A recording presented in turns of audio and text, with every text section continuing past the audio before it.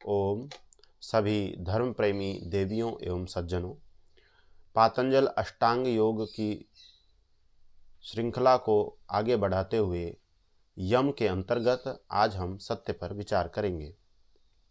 सत्य क्या है? तो महर्षि यास्क जो निरुक्त शास्त्र के रचयिता हैं, वे कहते हैं सत्सु साधु, अर्थात सत्सु तायते इति सत्यम। सत्सु साधु अर्थात जो विद्यमान द्रव्य हैं, पदार्थ हैं, उनमें जो साधु है, सही है, सटीक है, या उसी को और आगे कहते हैं सत्सु तायते इति सत्यम। सत्सु विद्यमानेषु पदार्थेषु, जो भी विद्यमान सत्तावान पदार्थ हैं, द्रव्य हैं, वस्तुएं हैं, उनमें जो विस्तृत रूप से व्याप्त है, विस्तृत रूप से विद्यमान है, वह सत्य है।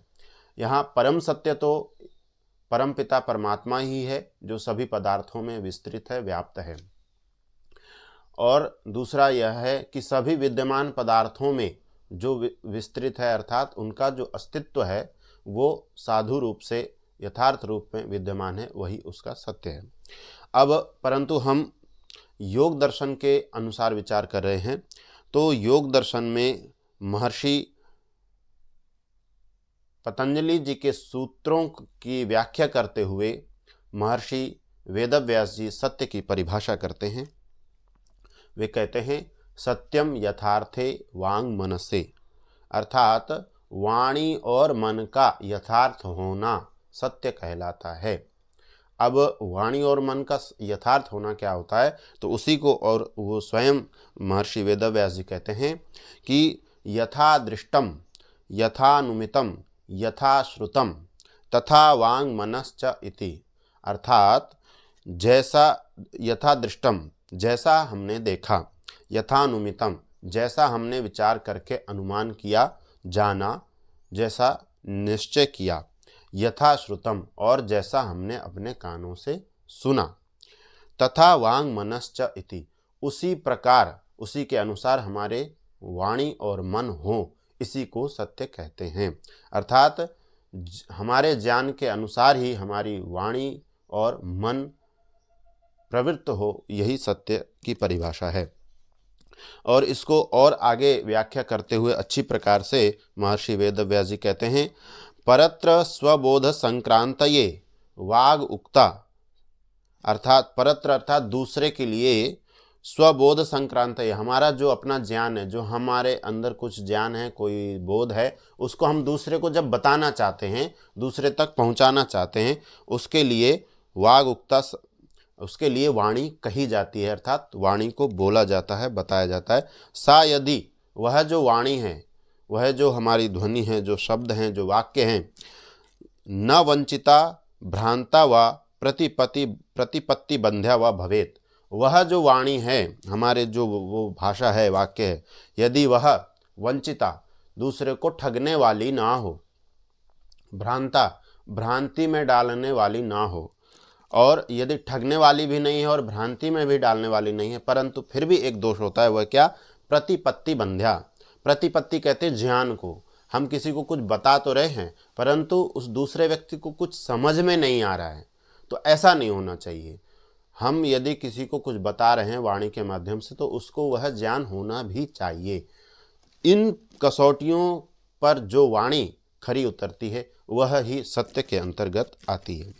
फिर कहा एषा सर्वभूतोपकारार्थम प्रवृत्ता न भूतोपघाताय, अर्थात यह जो वाणी है सर्वभूतोपकारार्थम, सभी प्राणियों के, सभी भूतों के अर्थात प्राणियों के उपकार के लिए प्रवृत्त होनी चाहिए, न भूतोपघाताय, किसी प्राणी के हानि के लिए, उनको मारने के लिए, उनको हिंसा दुख पीड़ा पहुंचाने के लिए यह वाणी प्रवृत्त नहीं होनी चाहिए, तब ही वह सत्य के अंतर्गत आती है। और आगे स्पष्ट कर रहे हैं स्वयं महर्षि व्यास जी स्वयं के शब्दों में कि यदि च एवं अपि अधीयमाना भूतोपघात परैव स्यात्, यदि इसी गुण जो ऊपर गुण बताए हैं, इसी प्रकार से बोली जाती हुई, कही जाती हुई जो वाणी है, यदि वह भूतोपघात परा एव स्यात्, यदि वह प्राणियों को हानि पहुंचाने वाली हो, उनका उपघात करने वाली हो, न सत्यम भवेत पापम एव भवेत, अर्थात वह सत्य नहीं है, वह पाप ही है, वह असत्य ही है, यदि उस वाणी से प्राणियों का उपघात हो रहा है, हानि हो रही है। प्राणियों अर्थात निर्दोष प्राणियों के लिए। इस पर हम पिछले विषय में अहिंसा के प्रकरण में विचार कर चुके हैं। तेन, उसके द्वारा, पुण्याभासेन, उसके द्वारा, किसके द्वारा, जो दूसरे प्राणियों का उपघात करने वाली है, हानि पहुंचाने वाली ऐसी जो वाणी है, उसके द्वारा पुण्याभासेन, पुण्य प्रतिरूपकेण कष्टतमम प्राप्नुयात्, यदि प्राणियों को उपघात, उनको हानि पहुंचाने के लिए वाणी का प्रयोग किया जा रहा है, तो वह पुण्य जैसी लगती हुई, पुण्य आभास, वरना पुण्य है नहीं, पुण्य जैसा आभास हो रहा है कि मैं तो सत्य ही कह रहा हूं, मैं तो यथार्थ ही कह रहा हूं, परंतु उससे अन्यों की हानि हो रही है, वास्तव में अंततोगत्वा हानि हो रही है, तो वो पुण्य का आभास है, पुण्य नहीं है। पुण्य प्रतिरूपकेण, अर्थात पुण्य के जैसा लगने वाला उसका प्रतिरूपक है, नकली स्वरूप है, पुण्य नहीं है। कष्टतमम प्राप्नुयात्, वह इस प्रकार की वाणी का प्रयोग करने वाला व्यक्ति कष्टतमम, अधिक कष्ट को प्राप्त होगा, घोर कष्टों को प्राप्त होगा, दुख को प्राप्त होगा। इसीलिए महर्षि वेदव्यास जी कहते हैं, तस्मात्, अर्थात इसलिए, परीक्ष सर्वभूत हितम सत्यम ब्रूयात्, परीक्षा करके सर्वभूत हितम, सब प्राणियों के का जो हितकारी है, ऐसी सत्यवाणी, ऐसा सत्य ही बोलना चाहिए। तो यह सत्य की परिभाषा है।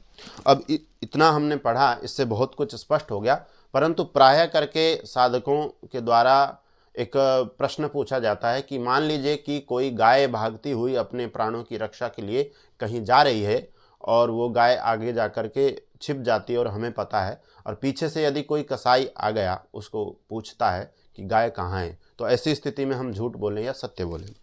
तो पहली बात तो इस तरह की परिस्थितियां हम सब लोगों के जीवन में कितनी बार आई और कितने लोगों के आई, ऐसी परिस्थितियां दुर्लभ होती हैं, बहुत कम आती हैं, पर फिर भी यदि परिस्थिति बने तो क्या करें? तो सबसे अच्छी आदर्श स्थिति तो यह है कि हम उसको गलत दिशा बताने के बजाय हम ये कह दें, यदि हम में साहस है, हमें इतना बल है कि हम तुझे क्यों बताएं, हम तुझे नहीं बताना चाहते, मैं तुझे नहीं बताऊंगा, ठीक है। और ऐसा नहीं है कि वो गाय को मारने गया है कि तो आपको भी मारने लग जाएगा, जान से मार देगा। उसको, मनुष्य को मारने में थोड़ा फिर भी संकोच हो ही सकता है, पर फिर भी कोई इतना क्रूर हो जो आपकी भी हानि करने लग जाए, तो ऐसी स्थिति में यदि आप उसको दूसरी दिशा बता देते हैं जहाँ गाय नहीं गई है, दोष नहीं होगा, क्योंकि उससे आपने प्राणों की रक्षा की है।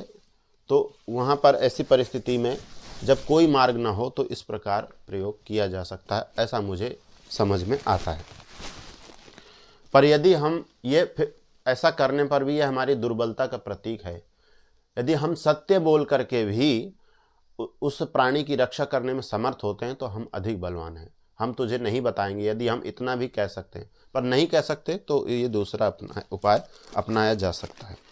अब सत्य के पालन करने का लाभ क्या है, तो इसी में बताया गया है महर्षि पतंजलि जी के द्वारा।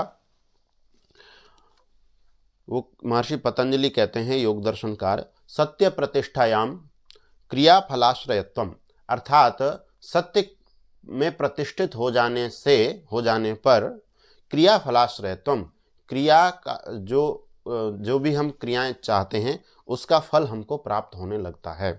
तो उसको और व्यास भाष्य में महर्षि व्यास जी कहते हैं, धार्मिक को भूयाः इति भवति धार्मिकः, यदि उस सत्य में प्रतिष्ठित व्यक्ति किसी मनुष्य को यह आशीर्वाद दे दे कि तू धार्मिक हो जा, तो वह धार्मिक हो जाता है। और यदि कहे कि स्वर्गम प्राप्नुहि इति स्वर्गम प्राप्नोति, तू सुख को प्राप्त हो जा, तो वह व्यक्ति सुखी हो जाता है। अमोघा अस्य वाग् भवति, ऐसे सत्य में प्रतिष्ठित मनुष्य की, साधक की, उपासक की, योगी की जो वाणी है वो अमोघ हो जाती है, कभी असत्य को प्राप्त नहीं होती, अर्थात वह सत्य होती ही है। परंतु यहाँ पुनः यह प्रश्न आएगा कि क्या वह ऐसे किसी को भी ऐसे धार्मिक हो जा और कह देगा तो क्या वह धार्मिक हो जाएगा? तो पहली बात, योगी भी जानता है कि कहाँ सत्य संभव है, वहीं पर उसका वह वाणी का प्रयोग करेगा। ऐसे अत्यंत आग्रही, दुराग्रही, अविद्या से युक्त व्यक्ति को वो ऐसा आशीर्वाद दे ही नहीं सकता है, वो देगा ही नहीं।